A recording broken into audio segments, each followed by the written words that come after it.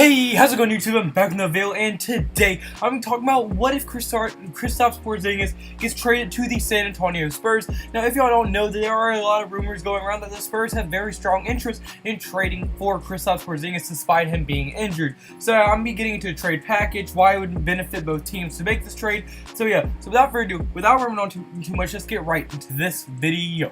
Alright, so like I said in the intro, the Spurs have been getting reports showing that they have very strong interest in wanting to trade for Kristaps Porzingis and get a third star to add to their team. And now the trade package that I was able to come up with, now don't hate me, like, listen to me out. Now I know every Knicks fan is going to hate this trade because it's getting rid of Porzingis. Just listen it out, hear me out to the end of the video, and if you still hate the trade, then you can comment below. Alright, so the trade package that I have is that the San Antonio Spurs will be getting Kristaps Porzingis, Emmanuel Mudiay, and Damian Dotson, while the New York Knicks will be getting Patty Mills, Lonnie Walker, Derek White, and an unprotected first-round pick. Now, I know a lot of Knicks fans might be mad about that just because they're getting rid of Porzingis and they're not getting as good of a player in return.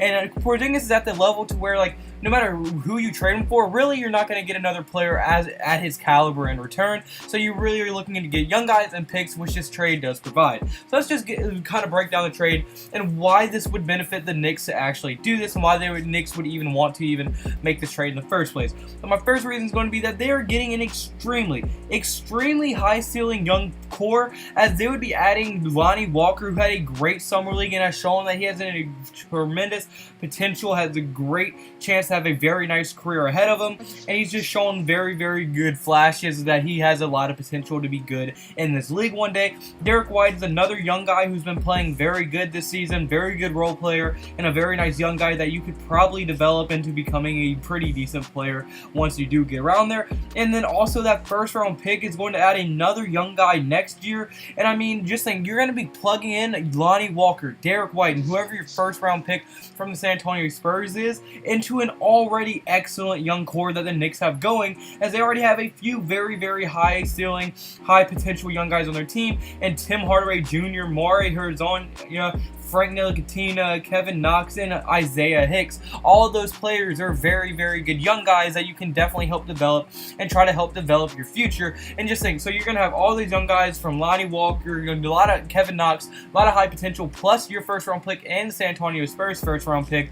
You're going to be very young, to the point to where once you start peaking and once you start to really develop, these Golden State Warriors, like we know them right now, are no longer going to be the dominant team just because they're all going to be old, and some of them are probably going to leave the franchise. Some of the cornerstone players that are on the Warriors are going to be older, and KD would more likely leave. DeMarcus Cousins is going to be gone. Klay Thompson even might leave, or even Draymond Green. So I mean, all those players could be leaving, and they no longer will have to worry about the dominance that is the Golden State Warriors, because they will all be peaking as the Golden State Warriors go on the decline. But the second reasons why they would do this trade is going to be that they can kick off their rebuild to such a big thing right now. Kristaps Porzingis is a level player that will still win you a few games a year just by himself. And you do not want that as a rebuilding team. You want to be as bad as possible, get the best pick possible, and get the best player out of the draft possible. And with this, yes, the Spurs pick is going to be nice. It's going to be a playoff pick, but it's still a first round pick, nothing but less. And also, I mean, you probably get a starter level player out of your first round pick due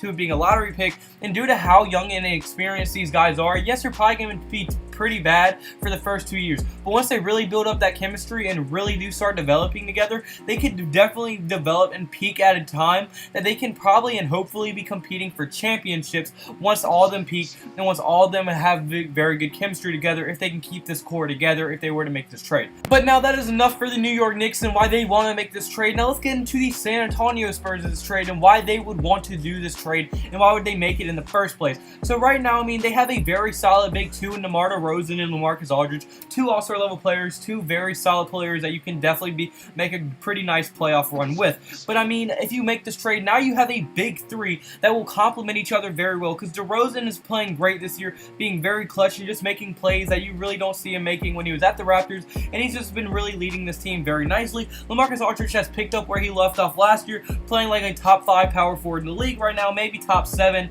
if you don't want to put him in that top 5 category, and they're both playing at all-star level. all-star levels, but Kristaps Porzingis is one of those players that you can almost put in that superstar level category. I mean, it's just, assuming that he does go back to normal after this injury, it'll be very nice. Because, I mean, yes, even if he doesn't come back this year, the year they make the trade, that's actually might help them a little bit, because he's going to be fully healthy going into next season, where KD might be leaving the Golden State Warriors, and the Golden State Warriors are going to be a year older, and it's going to be harder and harder to compete for championships, and harder to keep that chemistry going like they have. Andre Iguodala is going to be a year older. Sean Livingston is going to be a year older. Like, everything's going to be a year older. KD is probably going to leave. So the Warriors' dominance is going to be on a huge decline going into next year, most likely. And then the weaker Golden State Warriors might open up an opportunity for the Spurs, especially if they can add Kristaps Porzingis. Because, I mean, look, DeMar DeRozan running the guard will be very, very strong for them.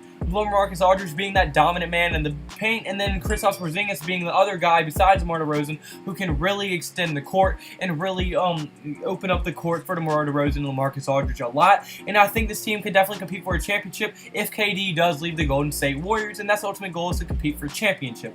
But unfortunately, guys, this is going to be the first video. So comment below. Do you agree with me? Do you think the Spurs should trade for Kristaps? Do you think they should? Do you think they should make this trade? What trade package would you take for Kristaps Porzingis? On here are your thoughts in the comment section below. And if you did like the video, you can point a like button and subscribe button. That would mean the world to me. And also, I have to give all praise to God. He has blessed me to put me in this position. He's blessed me to keep out grinding these videos every other day for you guys. He's blessed me to be able to spread His word and His name through these videos for you guys. And He's blessed me to have you guys find my channel, like it enough, and subscribe. I just cannot give enough praise to Him for all the blessings that He has given me around in my life as of lately. And I cannot thank Him enough and give Him enough praise. I cannot thank y'all enough either. So, like I said, comment below if you have any videos you want to see me make in the future.